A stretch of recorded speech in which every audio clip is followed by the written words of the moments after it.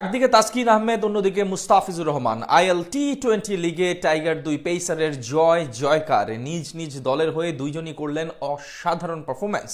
বল হাতে ধরাশায়ী করলেন সব বাঘা বাঘা ব্যাটারদের।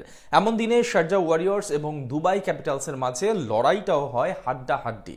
সেখান থেকে ম্যাচের ফলাফল এবং তাসকিন মুস্তাফিজের দুর্দান্ত পারফরম্যান্স নিয়ে বাকিটা জেনে নেব রিপোর্ট। তাসকিন বনাম মুস্তাফিজ আইএল টি-20 লিগে প্রথমবারের মতো দুই বাংলাদেশি ক্রিকেটার একে অপরের মুখোমুখি হওয়ার নজির দেখা গেল আজ, যেখানে দুজনই বল হাতে ছিলেন দুর্দান্ত, অসাধারণ। নিজ নিজ দলের হয়ে রাখেন অগ্রণী ভূমিকা। শারজাহ ক্রিকেট গ্রাউন্ডে এদিন তাসকিনের শারজাহ ওয়ারিয়র্সের বিপক্ষে আগে ব্যাট করতে নামে মুস্তাফিজদের দুবাই ক্যাপিটালস। ওপেনিংয়ে নেমে এদিন সুবিধা করতে পারেননি শায়ান জাহাঙ্গীর। ইনিংসের পঞ্চম বলে সিকান্দার রাজার শিকার বনে সাজঘরে ফিরেন তিনি। দ্বিতীয় ওভারে বল করতে এসে প্রথম দুই বলে বাউন্ডারি হজম করে 12 রান দিয়ে যান তাসকিন। শারজাহ বোলারদের বিপক্ষে দারুণ ব্যাট চালাতে থাকেন সিদ্দিকুল্লাহ আতাল এবং জর্ডান কক্স। মাঝে পঞ্চম ওভারে আবারও আক্রমণে এসে প্রথম দুই বলে বাউন্ডারি হজম করলেও শেষ ডেলিভারিতে ব্যাক অফ লেন্থ স্লোয়ার দিয়ে জর্ডান কক্সকে পরাস্ত করেন তাসকিন আহমেদ। টাইগার পেসারের বলে আউট হয়ে ফেরত যাওয়ার আগে 19 বলে 28 রান করেন কক্স। পাওয়ার প্লেতে 50 রান তুলে শারজাহ ওয়ারিয়র্স। এক প্রান্ত আগলে রেখে দারুণ ব্যাট চালাচ্ছিলেন সিদ্দিকুল্লাহ আতাল। তার সঙ্গে জুটি বাঁধার চেষ্টা করলেও বেশি দূর আগাতে পারেননি লিউস ডিপ্লয়।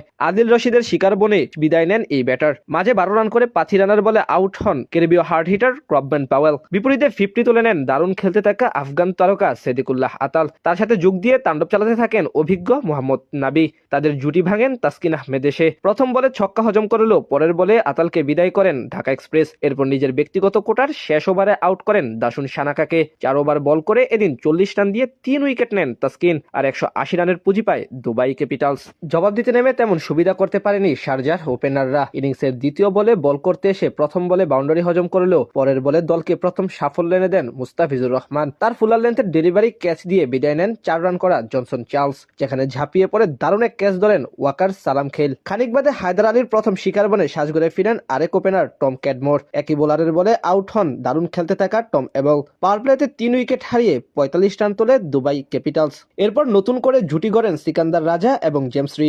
দুজন মিলে বেশ ভালোভাবেই সামাল দিচ্ছিলেন সেই ধাক্কা। শেষ 10 ওভারে জয়ের জন্য 97 রান লাগতো দুবাইয়ের। 11তম ওভারে সিকান্দার রাজাকে আউট করেন ওয়াকার সালাম খেল।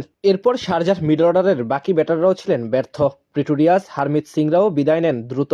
মাঝে বল করতে আসেন মুস্তাফিজুর রহমান। প্রথম 4 বলে 5 রান দিয়ে পঞ্চম ডেলিভারিতে আদিল রশিদকে উইকেটের পেছনে ক্যাচ দিতে বাধ্য করে আউট করেন এই পেসার। এতে পুরোপুরি ধসে যায় শারজাহ ওয়ারিয়র্স। ফলে সহজেই জয় তুলে নেয় দুবাই ক্যাপিটালস। ইনিংসের দ্বিতীয় বলে বল করতে এসে প্রথম বলে বাউন্ডারি হজম করলেও পরের বলে দলকে প্রথম সাফল্য এনে দেন মুস্তাফিজুর রহমান। তার ফুলার লেন্থের ডেলিভারি ক্যাচ দিয়ে বিদায় নেন 4 রান করা জনসন চার্লস।